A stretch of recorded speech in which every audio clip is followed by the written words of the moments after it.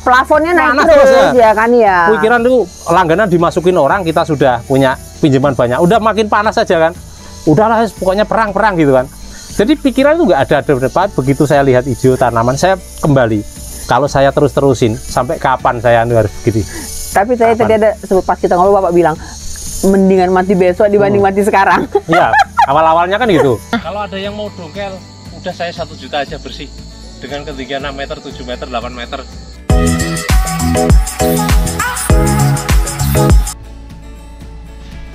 Teman-teman, kita dalam perjalanan menuju kebunnya Pak Agus Widodo ya. Kita akan ngobrol dengan beliau dan mudah-mudahan filosofi ataupun semangat beliau bisa menjadi inspirasi bagi kita semua. Jangan di skip videonya, saya percaya dalam setiap pembicaraan nanti ada banyak ilmu yang terselip bagi para petani pemula. Kalau sekarang wajib sekolah. Iya, kalau generasi sekarang wajib sekolah. Kalau dulu kan memang karena keterbatasan. Dan peluang itu orang itu belum banyak saingan, Bu. Kalau sekarang kan banyak persaingan pakai media sosial. Ya, itu makanya anaknya Pak Agus Widodo sekolah. Tapi kalau Pak Agus dulu cuma S2 yaitu SD dan SMP, ya kan? Nah, cerita dong Pak, dari SD dan SMP kok ada cicilan di bank. Ini ngapain nih di bank ini cicilan? Saya itu kan merantau di Jakarta ya. Singkat cerita saya merantau di Jakarta selama 3 tahun. Iya. Pulang merantau saya ikut salah satu orang yang pedagang tepung tapioka itu tadi. Dan saya di situ tugasnya nimbangin tepung tapioka itu kan sama seperti bibit, ada pengrajin atau penggiling, ada yang pengepul. Yang saya ikut itu pengepul. Penggiling di situ datang di bos saya nimbang tepung. Jadi tahu namanya si A, si B. Dia nggak kenal lebih dekat dengan saya daripada dengan bos gitu kan. Ternyata tepung yang disetorkan ke situ itu setelah jadi uang baru bayar sama penggiling. Betul. Terus saya tahun 1999 saya nikah sama istri saya. Ya mohon maaf, bayaran saya ikut orang itu 225 per bulan. Bayangin. Itu untuk susuan aja nggak sampai seminggu kan? Iyalah. Untungnya waktu itu saya habis pesta pernikahan itu kan ada orang yang nyumbang itu masih punya tabungan, gitu kan? Angpau itu ya. Nah, itu terus saya timbul pemikiran, oh kalau saya bisa jual ini, kayaknya bisa dapat untung lah gitu ya. Ini itu tepung tapioka tadi, ya. Oke. Akhirnya kita keliling-keliling dengan keterbatasan pendidikan, modal tidak punya, hanya kepercayaan sama orang. Mau ambil pinjaman itu pun kita tidak punya jaminan, hanya rumah tanah yang saya tempatin satu-satunya sertifikat itu saya masuk, saya ingat. Sini aja nggak bosan. Ya, biar nggak bosan ya. Jadi saya pinjam itu pertama itu 10 juta waktu itu ya. Naik ke 20 juta aja sudah susah. Pinjam ke bank nih? Berani juga ya Pak? Berani juga loh? Iya, Oke, waktu itu ya pinjam ke bank. Tadi saya begitu ada peluang ini, namanya orang modalnya pas-pasan, pendidikan pas-pasan. Dari mana lagi? Ini kita ngomong pengusaha lah, kalau dia mau jujur, itu tidak lepas dari namanya pinjam bank. Iya kan? Iya, betul. Pasti itu kalau namanya pengusaha pasti nggak lepas dari pinjam bank.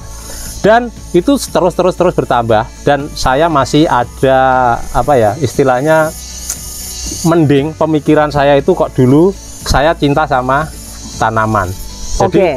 Jadi saya mulai beli lahan itu kan belum lama. Jadi saya ambil pinjam bank, saya bilang sama bank untuk tambahan modal saya beliin lahan. Yang penting saya bunga setiap bulan saya tutup aman lah. Jadi Bapak sebenarnya minjem ke bank dengan alasan mau memperbesar bisnis tepung tapiokanya, tapi tahunya Bapak beli lahan. Karena tapioka itu sudah peluangnya waktu itu sudah benar-benar hancur. Sampai sekarang kan tapioka bisa dibilang kan gitu loh. Inilah ya.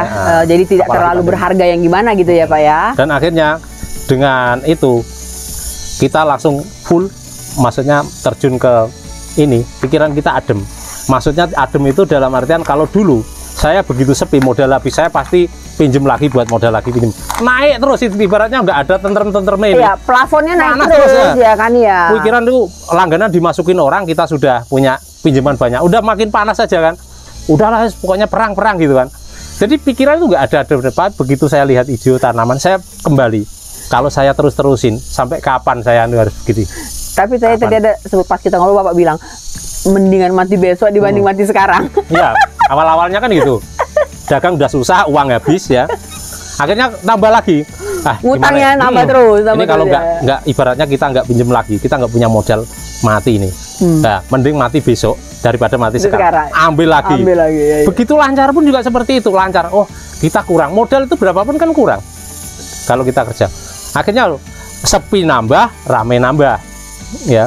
Pinjaman tapi semenjak saya ini terakhir ini mohon maaf, kadang saya berbohong tapi dalam hal untuk kebaikan bagi diri saya satu pun nggak ada aset di rumah, semua di bank.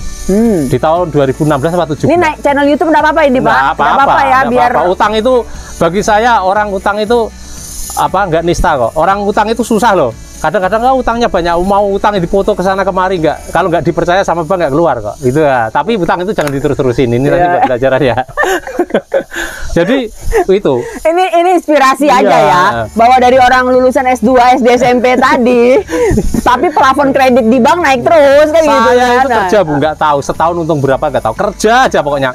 Hitungannya pokoknya ini biayanya sekian, modalnya sekian, terus biayanya operasional sekian, saya jualnya harus sekian. Saya nggak pernah pembukuan, nggak tahu, namanya itu keterbatasan. Nggak pernah ada pembukuan, taunya ya nanti lebaran punya utang sama orang berapa kita tutup, ada sisa, ternyata ada sisa, beli lahan. Terus yang terakhir itu karena sertifikat di dalam, saya itu malam-malam sama istri gini, Bu, ternyata hidup kita itu dalam kepalsuan. Kepalsuan apa? Kita kayaknya dipandang orang itu orang kaya, tapi semua aset kita di bank, gitu. Terus dari situ saya timbul pemikiran, saya harus selamatkan anak istri saya dengan sertifikat yang semua di bank. Saya ditawarin tadi, langsung saya sikat, ambil, saya belikan lahan semua. Jadi seumpama ada kemungkinan terburuk, aset saya yang di dalam diambil, itu saya masih punya tempat, gitu. Nah, gitu. Dan akhirnya itu benar, semenjak saya beli aset-aset itu, akhirnya saya kembali ke tanaman ini, senang tanaman. Saya tahu bahwa tidak selamanya orang itu mudah mencari uang. Kalau kita lagi bisnis, lagi enak, itu keuntungan itu bisa banyak. Tapi kalau kebutuhan kita sudah terlanjur besar, angsuran kita terlanjur besar, dan kita tidak punya hasil, itu pikiran mumet, panas itu, lambung, asam urat, ya itu keluar semua. Akhirnya saya jantung, hipertensi, semuanya. Tanyain istri saya pas lagi terpuruk-terpuruknya itu, setiap bulan itu bisa lambung bisa kumat 3-4 kali. Asam lambung naik ya Pak? Iya, kalau sekarang saya udah kesini, yang pertama yang saya syukurin, saya punya istilahnya tabungan sedikit-sedikit, lari saya ke lahan. Nah, bahkan saya ini sampai sekarang bisa dicek, saya tidak naik mobil pribadi itu sudah 2 tahun lebih, semenjak saya beli tanah cadas berbatu sampai sekarang.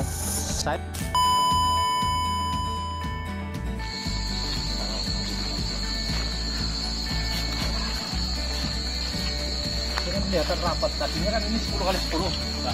Nah. Misalnya juga 10, di sini 10, di sana 10 ya? Iya. Nah, di perlimanya ini, waktu durian ini umur 1 tahun.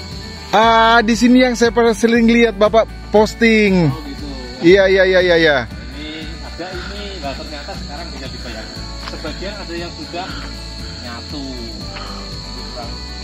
Padahal ini baru umur 4 tahun. Tengah ini baru 3 tahun. Iya, saya ingat. Ini yang selalu Bapak posting di sini yang ada tower airnya. Iya betul. Ini baru 4 tahun sudah seperti ini. Padahal kalau kita tarik dari sana, dari sini ke pohon yang tengah sini itu masih 7 meter. Oh. 670, ada yang 7 meter kita tarik sini. Lalu kalau ada teori yang menyebutkan durian tanamnya kok 6x6 atau 5x5 udah dipastikan bakal nyesel. Ini contohnya, saya sendiri udah nyesel ini. Oh gitu. Durian bagusnya kayak gini ya. Terus nanti tiba-tiba nepuk ya. Iya. Deket banget kan ini. Padahal harusnya kalau kita tetap 10x10 dengan itu, ini nggak ada. Nah itu pohon durian kita aman lah, sangat panjang. Padahal udah subur kayak gini Pak ya. Iya, kayak ini nanti paling buah 1-2 kali udah tembok semua.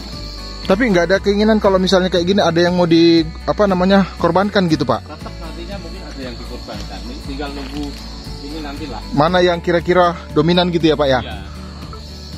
Ya lanjut Pak. Kalau dulu sih kita nanti ambil sih nggak masalah ya kalau dulu. Tapi kalau duriannya ini loh. Wah. Pohonnya bagus-bagus tapi betul-betul rapat sekali ya Pak ya. Nah, ini kalau siang tadi ngambil gambarnya siang bagus-bagus ini. Karena ini kan sudah jam hampir setengah 6 sore. Betul. Setengah 6 sore jadi gelap ya, tapi kan ketahuan.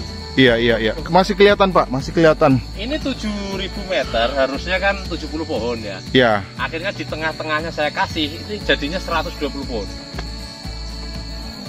Padahal ini di perlimanya di mata dadunya loh. Tapi apakah dulu ini dijadikan semacam kayak kebun percontohan gitu Pak? Iya, awalnya kita sudah sempat ya waktu itu ideal tanam durian tuh udah ketemu 10x10 udah kita tanam. Tapi awalnya kan seperti lahan kosong, bibit masih ketinggian 1 meter 1,20 meter. Sayang gitu yang lihat sayang. Kok kosong. Coba di perlimanya dikasih lah gitu. Perlimanya saya kasih. Pertamanya juga bagus, usia 1 tahun 2 tahun ya bagus, kelihatan bagus gitu. Begitu tambah ke sini, oh ini loh. Coba sini. Itu yang sebelah sana itu banyak, ada yang kemarin banyak itu. Kalau sini semua yang atas lah, yang atas ini semua. Ini cakep ya, cakep Pak. Waduh.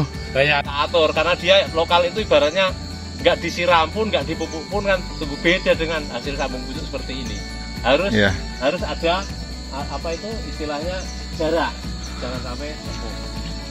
Oh ini yang parah, Kak Yosua dulu yang parah, yang kita obatin sama Bang Radi, terus Bang Radi kasih HP itu. Iya. Kalau udah normal lagi. Tapi ini sudah mulai tumbuh.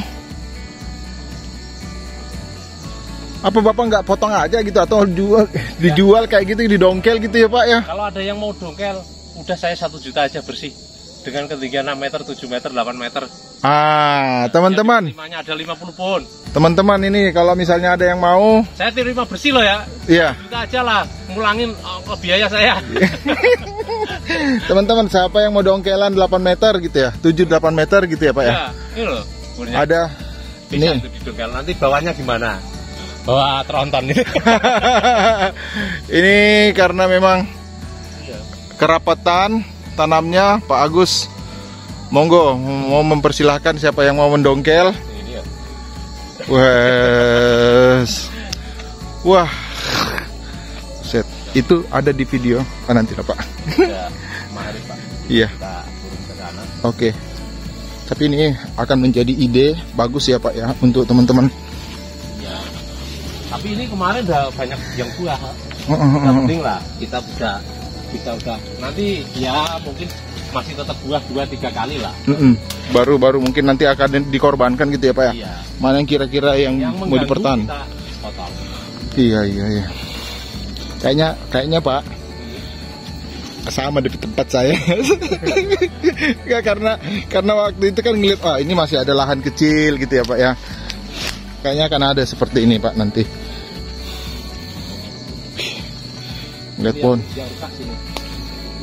Ini juga ada 2 pohon atau 3 pohon. Itu kenapa itu Pak? Sakit ya Pak ya? Sakit. Dia kena apa? Dulu batakan ya karena banyak yang bibit tadi. Yang ini udah sembuh ya ini. Iya. Itu yang tengah sembuh itu lah.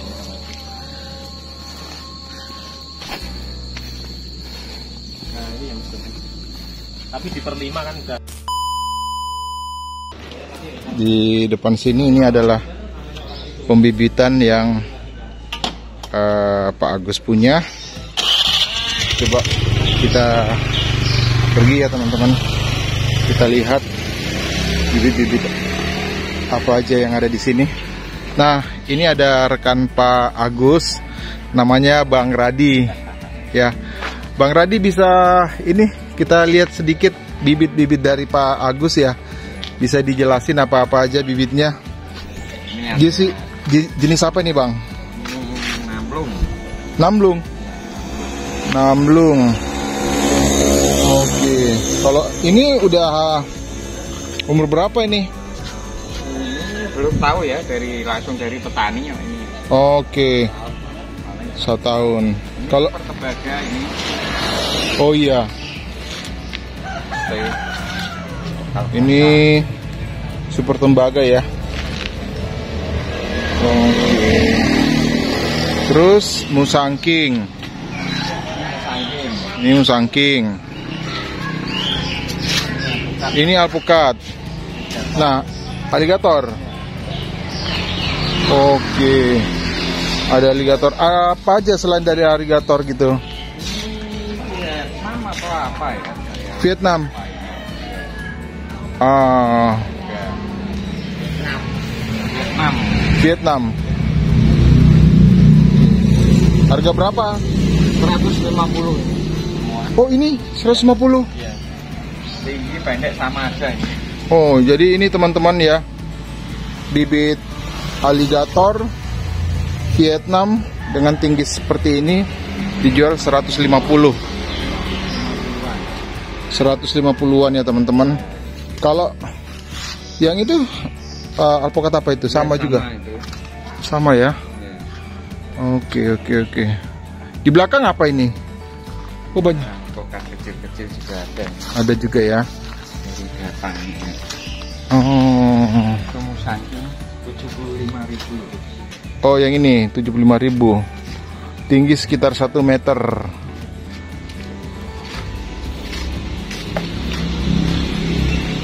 Yuk kita jalan ya teman-teman, kita lihat aja apa-apa yang ada di sini. Oh, ini ada nangka ya, Bang Radia. Nangka madu. Nangka madu berapaan?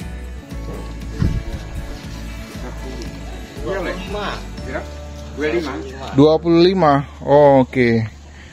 Wih, ini musangking. Ini montong. Oh, ini montong. Tapi kok daunnya besar banget gitu ya? Besar. Subur besar. Oke. Ini ST. Ini ST. Oh, ini duri hitam semua. Hah? Oh, udah pesanan orang gitu ya? Tinggal ini. Ini 500 batang. Dikirim kemana, Bang? Ke Lampung. Ke Lampung. Saya jalan. Kirim ke Lampung. Oh, ini ke Lampung. Oh, oke. Ini 500 pohon. 500 pohon ya teman-teman, ini mau dikirim ke Lampung. Tanggal 15 diambil. Oh. Suruh lidi dulu kemarin kan belum lidian. Jadi kalau Iya. kita habis lidi itu harus 1 bulan dulu baru. Nanti kan habis di lidi daunnya kelihatan kebalik ini. Oh. Kalau ini kan sudah kembali lagi baru diambil. Iya. Ah? Saya buah satu. Oh, tinggal ada satu yang disisain di situ ya. Nah, itu buahnya baru itu. Oh, Ini oke. kemarin dia nanam bibit yang itu tuh antara tadi loh yang rusak, batangnya kita tanam. Oh, ini. Jadi kalau misalnya ini ada bibit yang mungkin apa namanya? Sudah sembuh gitu. Iya, dan mungkin tidak dipilih sama pembeli gitu ya. Iya. Teman-teman, ini Pak Agus tanam dan ya so far pertumbuhannya udah mulai bagus gitu, Pak. Ayo kita ke Joglo. Boleh. Ini pendek-pendek udah mulai kita kurangi. Oh iya. Ini korban bostak juga ini. Mana, Pak? Ini durian lokal. Dari biji tapi ini Iya. terpaksa untuk berbuah. Oh, dia paklo. Paklo, ya. Oh, jadi paklo bahaya ya, Pak ya? Ah, iya, kayak gini kan dulunya tak kasih sedikit kita, tapi ini kemarin buah. Ini kan yang kemarin berbuah itu. Ini tahu. Oh. Kalau yang itu yang buahnya banyak malah langsung bagus lagi. Kalau ini baru pemulihan lagi buah. Itu yang 19 kemarin buahnya.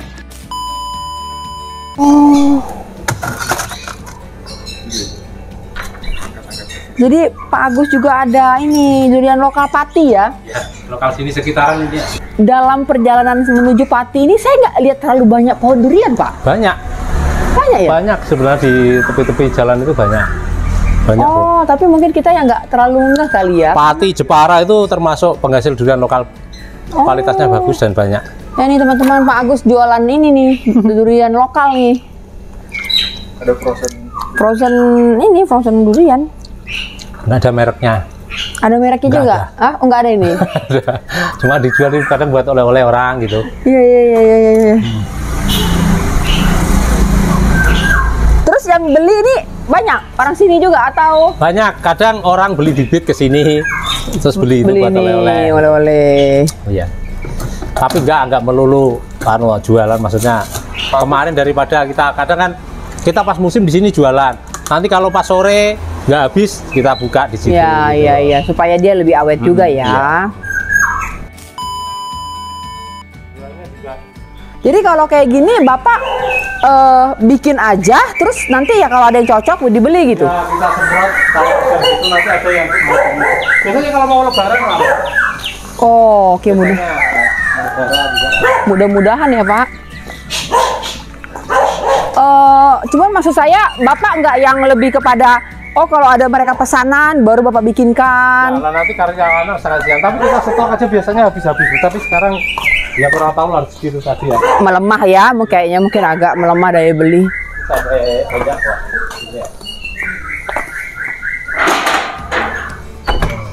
Numpuk-numpuk kayak gitu.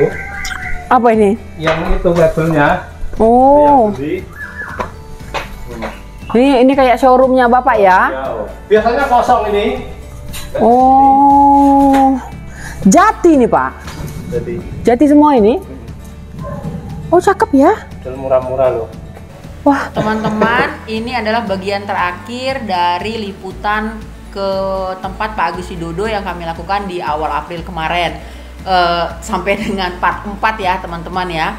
Dan mudah-mudahan segala video yang kita berikan mulai dari perjalanan awal Pak Agus, mulai dari pengangguran sampai bisa menjadi pengusaha, kemudian sekarang kita mengenal beliau sebagai pengusaha ini ya, kebun durian ya, bahkan juga menjadi YouTuber ya, sangat menarik. Dan semoga semua yang disampaikan bisa menginspirasi kita, termasuk anak-anak muda yang mungkin menonton video ini ya teman-teman.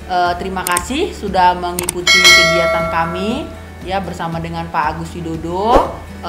Salam sehat untuk semuanya. Kita tetap semangat dalam melakukan segala upaya pertanian kita. Semoga sukses untuk seluruh petani di Indonesia. Sampai bertemu di video kami selanjutnya.